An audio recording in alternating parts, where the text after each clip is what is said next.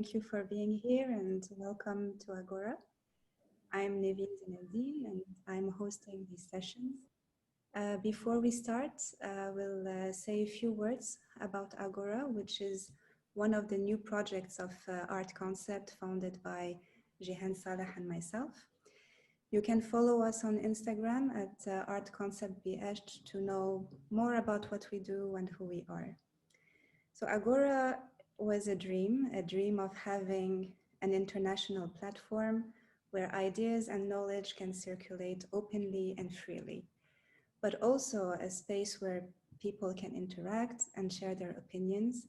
So in a word, this is Agora, and we chose to be multidisciplinary in purpose so that many topics can be presented by professionals, but also by anyone who wishes to share specific thoughts or revealing experiences.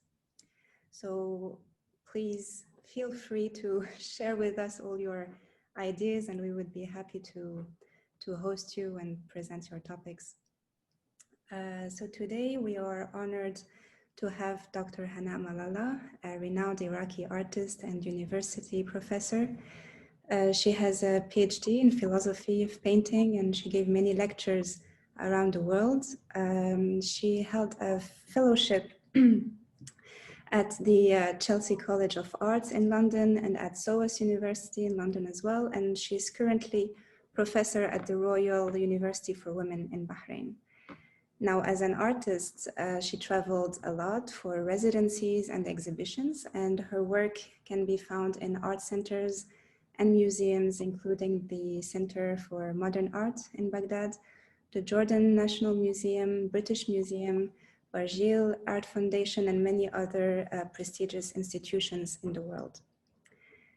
So she is internationally acclaimed for her material-focused practice and her philosophical and spiritual explorations in the nature of the being and the non-being.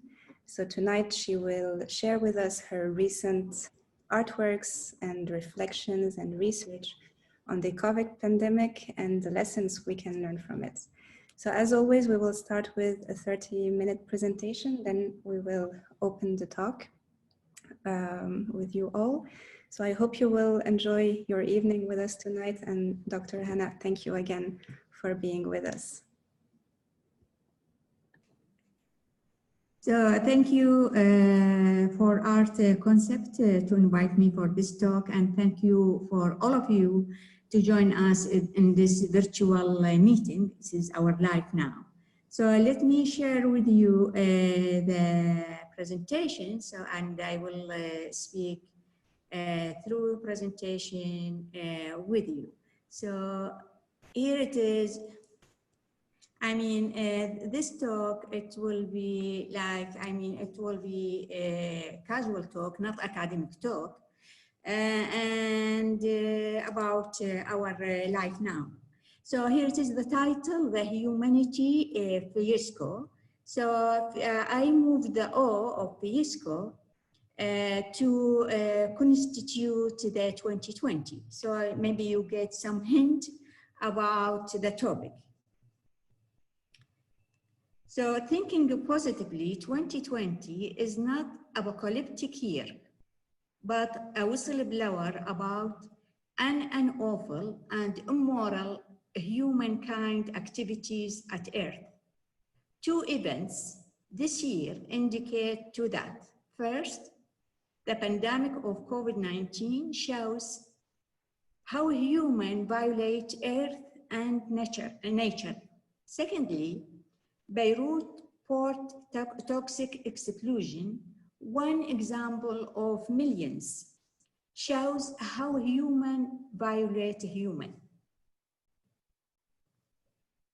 Last March 2020, I had developed a symptom of COVID-19. And then I asked my friend, what should I do? And they advised me to contact exhibition center, the center to do tests. Once they mentioned this name for me, this took me back to memory of 2017 and 2018, as may you know, I am foreigner here. I was here in 2017 and 18 and left, and then I just returned back. So once my friend mentioned the name, this took me back to the exhibition center when it was as a location for art fair Bahrain for 2017 and 18. And the top of that, in that 2 years, and these 2 years, I had exhibition with my student, master student of RUW, in the one booth. We had one booth there, and then when I revisit the center again, exhibition center, I'm shocked, and many ideas came to my brain. So here it is, you can see in the screen. This is in the right, the exhibition center in 2017 when we did exhibition. And of course, as well, the same spot in 2018. And this is from internet, the picture. And here it is, the picture in the left by my mobile camera when I spent one night there, and in this section, in the same spot. And here it is the room, which it is B11, and never forget it. And then I spent one time, I can't say it is bad or good experience. It is just experience. It is experience. And then I spent just one night because I test negative.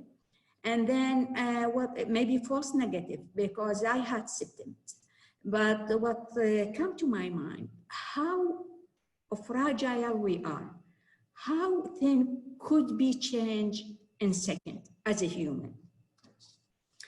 And then I just to return back to this. This is actually my plastic bracelet which they gave me when I visited this center. So and I kept it with me until now. Maybe I will do artwork from it.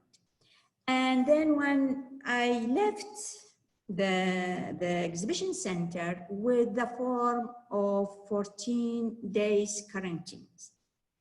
And this is, as well, I can't say it is good or not. And this isolation of 14 days at home really give me time and the space to think about the and specifically about the power of invisible and a power of this small invisible virus such COVID-19.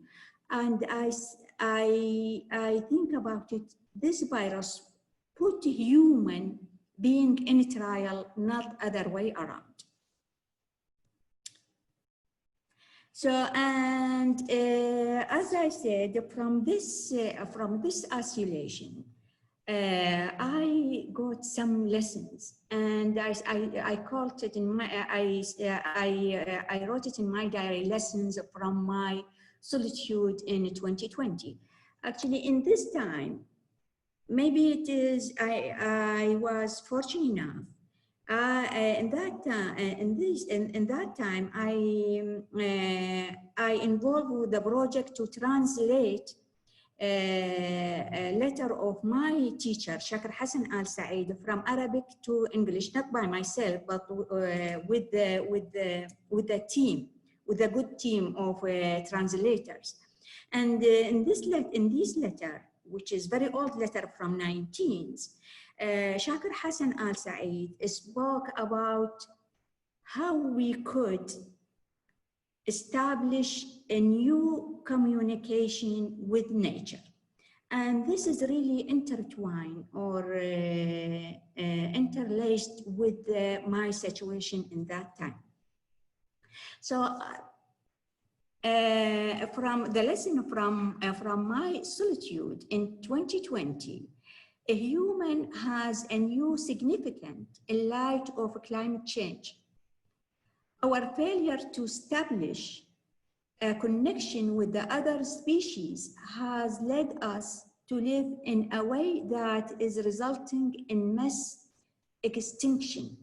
We are making the planet unlivable, not only for ourselves, but for other beings.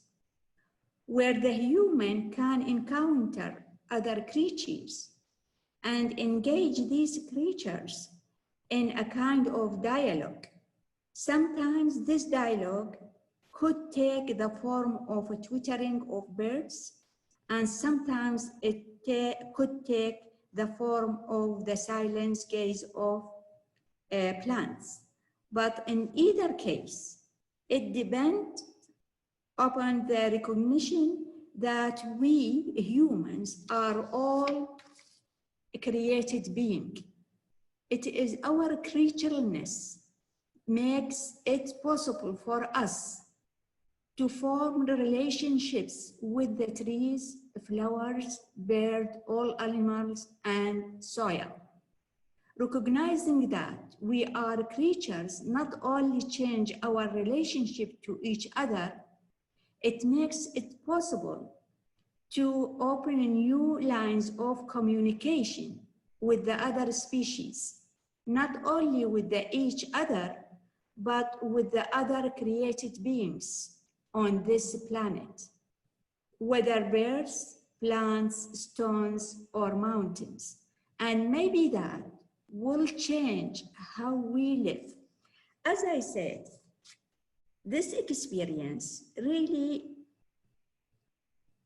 made me to think about to revisit the nature again with the new eyes, with the new brain.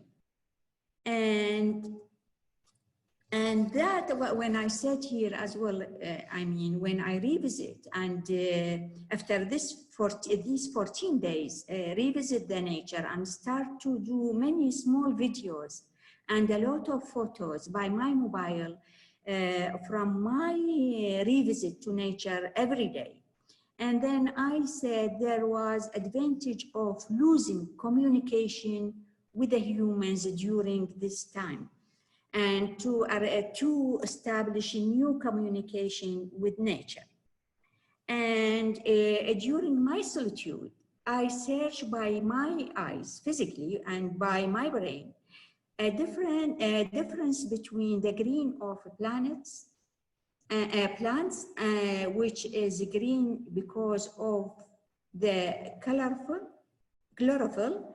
They contain deep necessity, and the green we humans create by both in our use of language and in our activities, not only in art, but in everyday life.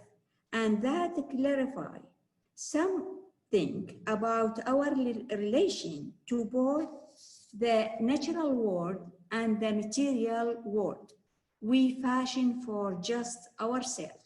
In 2009, I did an exhibition at the Captain Foundation in London, and in a small, the title of the exhibition, Vivid Ruins. And in the small brochure for the exhibition, I wrote, I understand the green in nature, but I can't understand the green in art or in paint.